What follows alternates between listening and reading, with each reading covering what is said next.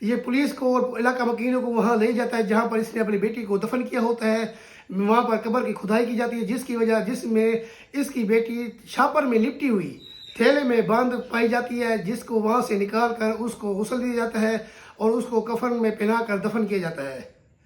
اب میری نظر میں یہ باپ جو ہے وہ جاہل بھی ہے، وہ درندہ بھی ہے اور وہ مظلوم بھی ہے.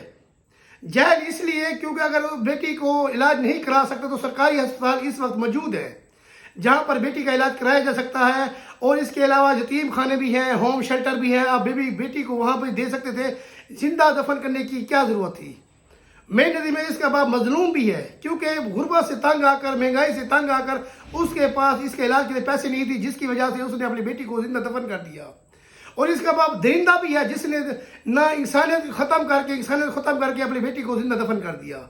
کمنٹ سیکشن میں آپ بھی اپنی رائے ضرور دیجیے گا. آپ کو کیا لگتا ہے اس کا باپ